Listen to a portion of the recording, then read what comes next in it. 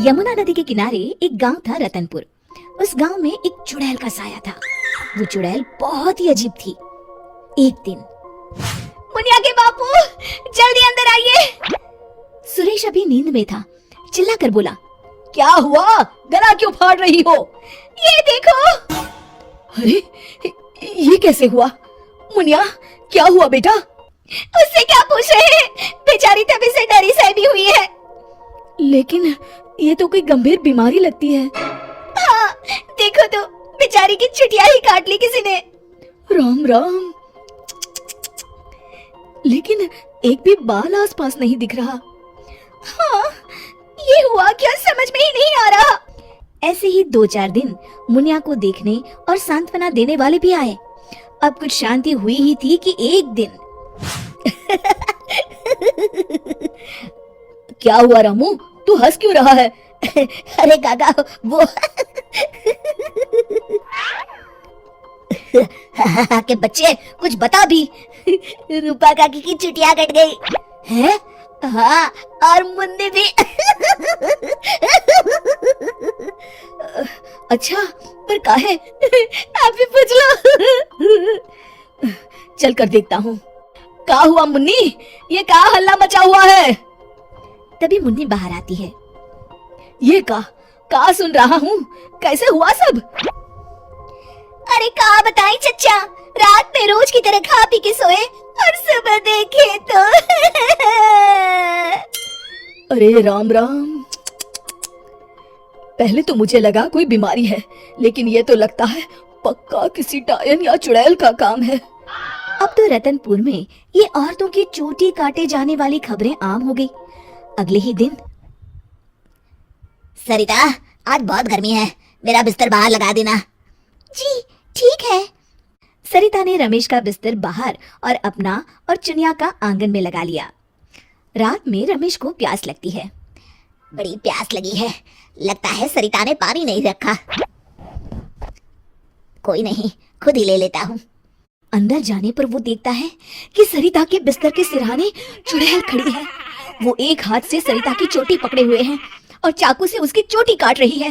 वो जोर से चिल्लाया, चुड़ैल, बचाओ, बचाओ, चुड़ैल। सरिता और चुनिया उठ गए। गांव वाले भी फौरन आ गए। देखते हैं चुड़ैल हाथ में सरिता की चोटी लिए खड़ी है। भीड़ देखकर वो हंसते हुए बोली,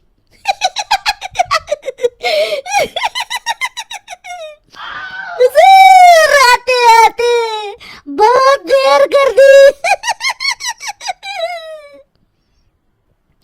सरिता तो डर के मारे बेहोश हो गई, पर बाल तो जा ही चुके थे। अरे आखिर चाहती क्या हो?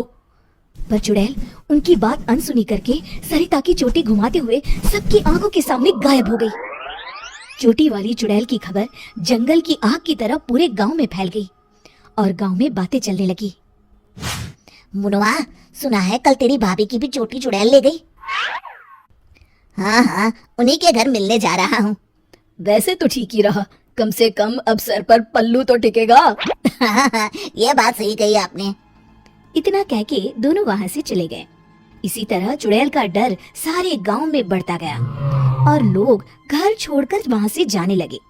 तभी कुछ गांव के लोग आपस में बात करने लगे, क्यों ना सरपंच जी के पास चले। हाँ, सरपंच जी ने दुनिया देखी है, कोई ना कोई उपाय ढूंढ ही निकालेंगे। हाँ, चलो।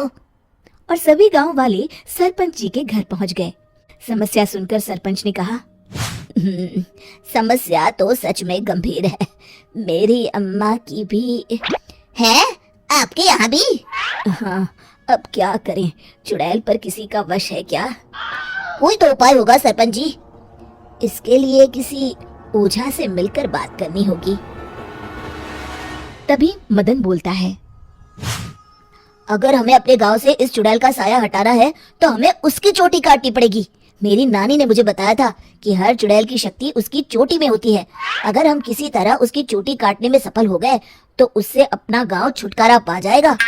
बताओ, कौन जाएगा चुड़ैल के पास? मैं उसे बताऊंगा कि क्या करना है। अरे मदन भैया, हम मुखिया जी के पास आए हैं मदद मांगने, वही जाएंगे। अरे ऐसे कैसे? मैं गया तो गांव कौन संभालेगा? इस रामू को भेज देते हैं। अरे ओ मुखिया, पगला गया है क्या? भरी जवानी में मौत के मुंह में चला जाऊं? तुम सब छोड़ो, मैं चला जाऊंगा। देखो, वो चुड़ैल अपना काम तभी करती है जब कोई सो रहा हो। आज तक कोई जगा हुआ इंसान उसका शिकार नहीं हुआ है ना? हाँ, सो तो है। तो आज रात सभी को जागते रहना है, सिर्फ मैं सोने का नाटक करूंगा। हाँ हाँ ठीक है। फिर मदन नकली चोटी लगाकर और साड़ी पहनकर पंचायत के चबूतरे पर ही सो गया। रात के 12 बजे चुड़ैल वहां आई। आज पूरे गांव में घुमाई, कोई सोया ही नहीं। तभी उसकी नजर चौक पर सोए मदन पर पड़ी। ये औरत यहाँ क्यों सोई है? लगता है घर में झगड़ा हुआ होगा। खैर मुझे क्या, मुझे तो बाल चाहिए। चुड़ैल ने चोटी काटने के लिए जैसे ही चोटी पकड़ी, वो निकलकर उसके हाथ में आ गई। इसके लिए वो तैयार नहीं थी, इसलिए 2 पल के लिए वो कभी चोटी तो कभी चाकू को देखने लगी। इसी समय का फायदा उठाकर मदन ने उसकी चोटी काट ली। पहले तो वो डर गई, फिर भी हिम्मत करके बोली, कौन है तू? बता कौन है तू, नहीं तो मैं तुझे खा जाऊंगी। तेरी चोटी मेरे पास है, तू मेरा कुछ नहीं बिगाड़ सकती। मदन उसकी चोटी दिखाते हुए हंसता है। मेरी चोटी दे दे, दे दे मेरी चोटी, मेरी चोटी दे दे। चीखते हुए मदन की तरफ बढ़ी। हाँ, अगर एक कदम भी आगे बढ़ाया तो मैं अभी इसे जला दूंगा। नहीं नहीं, ऐसा मत करना। नहीं करूंगा, पर एक शर्त पर। हाँ, मुझे तुम्हारी सब शर्तें मंजूर है, बस ये चोटी दे दो। अभी नहीं, पहले ये बताओ तुम इन बालों का क्या करती हो? मैं इन्हें एक कुएं में डाल रही हूँ, उसे भरने के लिए। वो क्यों?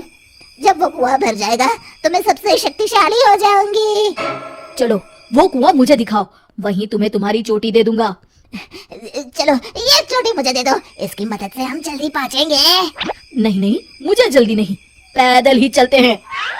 वो मदन को लेकर चलने लगी और गांव वाले भी जलती हुई मशाले लेकर उसके पीछे पीछे आ गए। सब उसकी गुफा तक पहुंच गए, जहां कुएं के अंदर उसने बाल जमा कर रखे थे। आधा कुआं तो भर गया है। देखो, दिखा दिया ना, अब जल्दी से मेरी चोटी दे दो। हाँ क्यों नहीं, ये लो। कहते हुए मदन ने उसकी चोटी भी कुएं में फेंक दी। अरे बेवकूफ, ये क्या किया? अब मैं इतने बालों में से अपनी चोटी कैसे ढूंढूंगी? वो देखो, बीच में पड़ी है। चुड़ैल कुएं में जाकर अपनी चोटी ढूंढने लगी। उसके कुएं में उतरते ही गांव वालों ने अपनी अपनी मशाले कुएं में फेंक दी। वो धू धू करके जलने लगा। अरे बचाओ रे कोई, मैं सबके बाल वापस कर दूंगी, बचाओ। साथ ही वो चुड़ैल भी जलकर भस्म हो गई। शिक्षा, अगर मिलजुल कर किसी समस्या का हल ढूंढा जाए तो समस्या अवश्य दूर हो जाती है। दोस्तों, हमें उम्मीद है कि आपको हमारी ये कहानी पसंद आई होगी। कृपया हमारे चैनल को सब्सक्राइब करें और सभी अपडेट्स के लिए बेल आइकन जरूर दबाएं। और हाँ, वीडियो लाइक और शेयर करना मत भूलिएगा। Bye bye.